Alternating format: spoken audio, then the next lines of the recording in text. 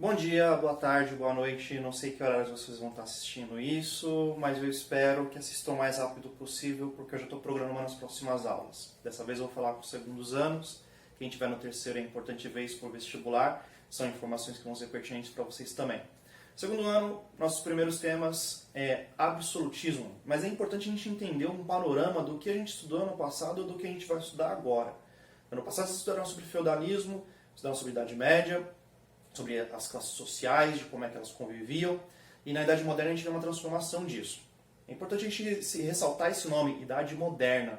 Muita coisa está acontecendo a partir de agora, muita coisa está evoluindo, muita coisa está se transformando.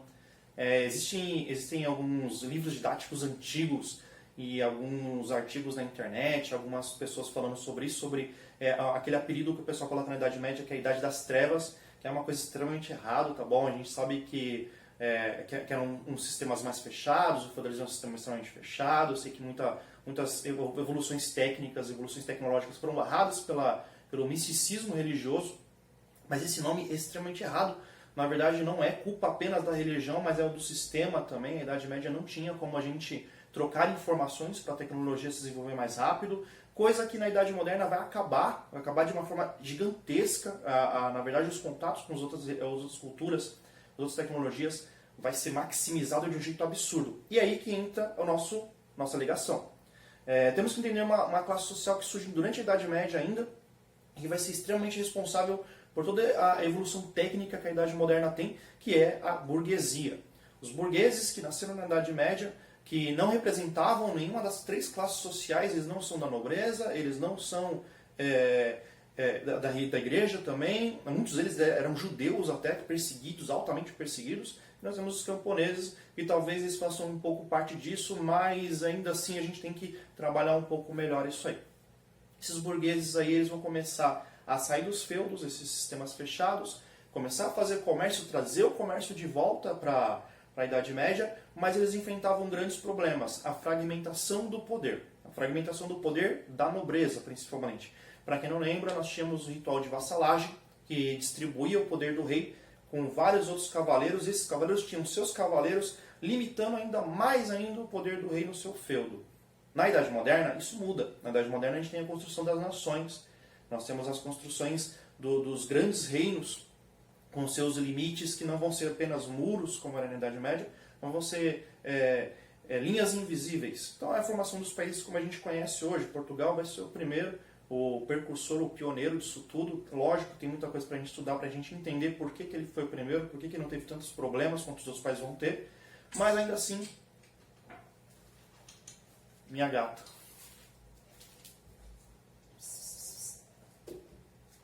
Isso nunca aconteceria numa aula, né? Então, vamos continuando.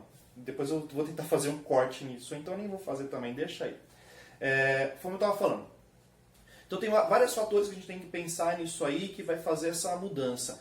O problema da burguesia é que eles tinham muitas taxações diferentes para cada lugar que eles forem entrar. O próprio rei João Feudo, ele tinha um tipo de taxação, mas os outros locais que eles fossem adentrar para vender os seus produtos também tinham taxações diferentes.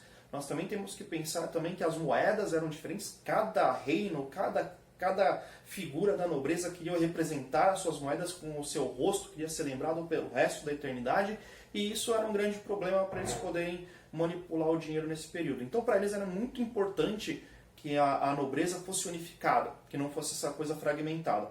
E durante a Idade Moderna, tudo isso vai ser usado. Na Idade Moderna nós temos os reis absolutos. O sistema vigente durante a Idade Moderna quase toda é o sistema absolutista. O que é o sistema absolutista?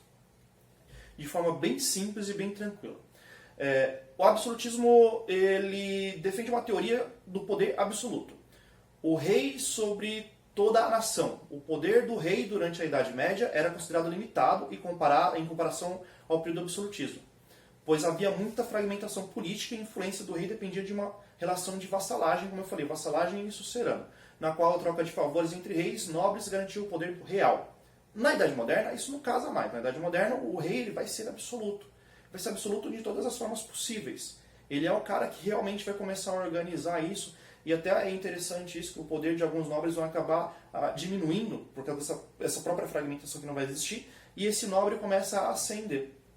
Para esse nobre se segurar no poder, isso que é interessante também, ele conseguiu assimilar as experiências dos burgueses. Os burgueses que foram mais ou menos que jogados de canto durante a Idade Média, os burgueses que muitos vão ser perseguidos, vão ser queimados vivos na fogueira durante a Inquisição, durante a caça às bruxas, agora ele se torna um parceiro. Esse nobre novo, ele entende que as relações financeiras, as relações com dinheiro, é importante. Então, normalmente, esse nobre absoluto, ele vai trazer consigo essa ajuda dessa influência que os burgueses vão trazer. Seria impossível acontecer um poder absoluto sem que esse elo exista, tá bom? Então, é importante para o nobre, porque ele ainda não tem essa experiência de vivência usando esses sistemas de finanças, esses sistemas de dinheiro, esse capital.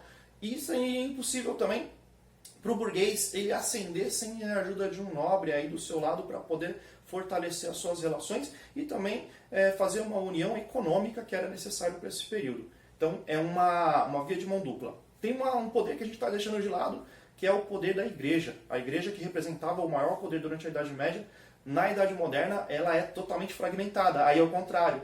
Enquanto o nobre era fragmentado na Idade Média, agora, na Idade Moderna, quem é fragmentado é a Igreja. O nascimento dos protestantes, que a gente estudou ano passado, eles falaram bastante sobre eles, sobre Lutero, sobre Calvino, e eu não vou me estender muito, porque senão a gente vai perder muito tempo sobre isso, que seria uma aula inteira apenas sobre Lutero, então é muita coisa aí. O que é importante entender? É importante entender que agora os fiéis da Igreja eles estão divididos.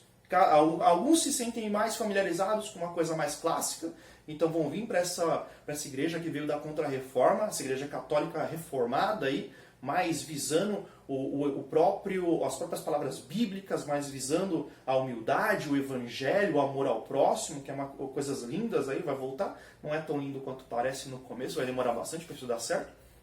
Mas muita galera vai se assimilar com isso, e outros vão se assimilar com essas ideias protestantes que estão cada vez maiores nesse momento histórico aqui na Idade Moderna. Eles têm uma representatividade gigantesca. Tem uma fala que eu adoro citar isso para a gente entender essa Idade Moderna que os clérigos vão começar a usar, que é a salvação, ela é individual. Cara, isso tem um peso gigantesco, porque não é só um peso no sentido de salvação espiritual, uma salvação religiosa, uma salvação sagrada, mas ela também tem relação com o nosso convívio, que a partir de agora nosso convívio é um convívio muito diferente, é um convívio que começa a se transformar aos poucos na Idade Moderna. Algumas visões, principalmente na Inglaterra, vão começar a se alterar de forma drástica quando a gente começa a falar sobre o início ali da popularização da urbanização. Quando o pessoal começa a viver um do lado do outro, quando o capital começa a girar, e como a gente pode até começar assim, um pouquinho ali sobre capital primitivo. Todas essas alterações que a igreja protestante falava quanto a esses ideais ligados à salvação individual, você começa a ver isso na prática. Tem um cara bem interessante que qualquer pessoa pode entrar na internet e procurar um pouco, ler sobre ele, que eu acho bem legal, que é o Weber. O Max Weber ele fala sobre isso de uma forma fantástica, linda, maravilhosa. Só se quem tiver tempo para dar uma lidinha, só por curiosidade, isso é bem legal. Depois eu vou colocar nos comentários, aqui no comentário não, na descrição, algumas coisinhas para vocês lerem, alguns artigos, ou falando sobre Max Weber, falando sobre essa citação dele, que é bem interessante para vocês. Então a gente está na Idade Moderna, a gente tem algumas coisas diferentes, bem diferentes, uma nova estrutura. O absolutismo ele traz coisas bem diferentes para a gente estudar, que não vai ter nada, nem um pouquinho, não tem nada de ligado com o que acontecia na Idade Média, vai ser totalmente diferente. Nós temos também um avanço científico absurdo na Idade Moderna, nós temos um acesso ainda restrito, tá? Mas um acesso um pouco mais facilitado à educação. Então nós vamos ter vários caras surgindo aí, e principalmente nós vamos ter uma galera, uma corrente filosófica nova, que vai ser muito importante para a gente trabalhar também esse ano, que é os iluministas. A minha gata que eu falei para vocês. Os iluministas também vão ser bem interessantes. A gente vai falar sobre a crítica principal dos iluministas em cima da igreja, do poder clerical. E também tinha outras críticas também, que é bem interessante. A gente vai falar sobre Rousseau, que vai trazer umas coisas bem legais. Eu adoro falar sobre Rousseau. Mas é importante pensar no iluminismo. Olha essa palavra, iluminismo. Quando a gente fala iluminismo, a gente pensa em iluminado. Se você pensar em tudo que eu falei até agora, do sagrado, da religião, você pensa em iluminado por algo assim, né? Se a gente pensa em algo iluminado, a gente liga automaticamente à religião, e não tem nada a ver com isso. O iluminismo ele tem mais a ver com a ligação do conhecimento. Então, olha só que da hora, a gente estava falando até agora da Idade Média, onde Deus era presente em todos os momentos, onde a igreja tinha uma influência gigantesca, onde a igreja podia fazer o que ela quisesse e todo mundo realmente acreditava que Deus estava presente. Tem um exemplo que eu gosto bem legal para usar, deixa eu pegar qualquer coisa aqui, ó. Vou pegar aqui uma chave de fenda. Ninguém nunca imaginou que ia ter uma chave de fenda em casa, né? Então, ó, se a chave de fenda cai no chão e nós estamos dentro da Idade Média, essas pessoas não foi o professor que deixou a chave cair. Na verdade, foi Deus que entrou no nosso corpo, que fez parte desse momento e fez a chave de fenda cair. Para eles, na Idade Média, Deus é presente em todos os momentos. Na Idade Moderna, isso começa a quebrar um pouco. É lógico que também temos que lembrar vários vacilos, vários erros que a Igreja Católica fez durante a Idade Média, que vai proporcionar essas críticas, mas que os iluministas vão usar isso de uma forma bem interessante, que vai começar a colocar isso muito na cara das pessoas. Que a gente tem que começar a separar um pouco. É importante entender que a gente não está falando de ateísmo aqui não, viu? Os iluministas eles eram extremamente religiosos, muitos deles, mas eles começam a separar as coisas. Eles acham que a política não tem que ter Deus no meio. E é uma coisa que é interessante, eu acho que isso é muito atual, né? Você não pode pegar e ir lá e falar um pronunciamento do nosso presidente ou de qualquer outra pessoa e falar em nome de Deus. Não, cara, você tem que separar as coisas. Em nome de Deus a gente fala na igreja, para a nossa paz espiritual, para a nossa religiosidade, para o nosso sagrado, mas a gente tem que separar. Os iluministas já começam a falar sobre essas coisas e também eles começam a falar sobre novos sistemas, e isso aqui é interessante. Os iluministas começam a criticar um pouquinho até mesmo o próprio poder absoluto. Que o rei vai começar... Cara, esse poder absoluto ele é gigantesco. Eu falei para vocês nas últimas aulas uma historinha sobre o Henrique VIII e talvez demandasse até mais tempo, porque o Henrique VIII tinha um iluminista bem do seu lado ali, que a gente podia ter trabalhado mais, que eu não consegui ter tempo, mas vou fazer um vídeo só falando sobre essa história e demonstra exatamente como que era o poder absoluto. Esse cara ele podia realmente fazer tudo que ele quisesse. O Henrique VIII, só para quem não estava na aula, para quem não lembra, o Henrique VIII ele se casou várias vezes, ele foi rei muito novo. E se você vira rei, obviamente, o poder é passado por rei, você tem que ter uma rainha, e ele se casa muito novo, e quando nasce uma menina, ele tem a atitude mais grotesca possível, que é matar a sua rainha, cortar a sua cabeça em praça pública para todas as pessoas assistirem, porque era uma coisa efetivamente normal, né? E depois afogar a criança, que nem foi considerada uma nobre. Para quem não sabe, morte pelo aço, morte pela espada, morte pela lâmina, guilhotina, essas coisas, é uma morte para nobres.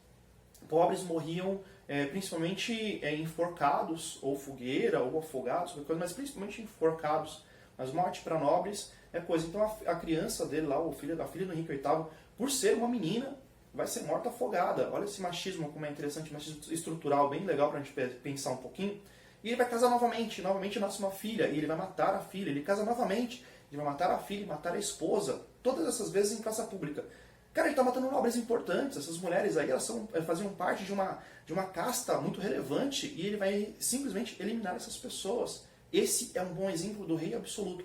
É lógico que a gente vai falar sobre a França logo mais. A França vai ter um rei absoluto que eu gosto muito de trabalhar lá também, que é bem interessante para a gente entender essas relações. Mas esse ano eu vou guardar bastante a Inglaterra pra gente, que é o berço do Henrique VIII, é o berço de Elizabeth, é o berço de muitas coisas acontecendo, do capitalismo, o capitalismo mais bruto, o primitivo, o berço da industrialização, o berço da urbanização, e eu acho que é ali que é o exemplo do melhor do que é a Idade Moderna. A gente vai trabalhar bastante isso aí, principalmente nos iluministas também, tá bom? Pessoal, isso é só uma revisão. Espero que vocês tenham entendido bastante. Eu acho que eu não vou cortar meu gato, não. Eu acho que deu para trabalhar mesmo assim. A gente em sala de aula tem muito mais coisas para atrapalhar. Acho que só o gatinho não vai ter problema. Ficar com dúvida, comentários, tá bom? Coloquem nos comentários, eu estou respondendo todos os comentários. Meu último vídeo teve pouquinhos comentários, eu quero que esteja mais, viu? Comentem mais para a gente poder debater, para a gente discutir, para a gente poder conversar. Como a gente não vai poder fazer esse tete-a-tete pessoalmente, então a gente faz pela internet por enquanto, tá bom? Espero que esteja todo mundo bem, lavem as mãos direitinho, se cuidem, fiquem bem, tá bom? Abraço.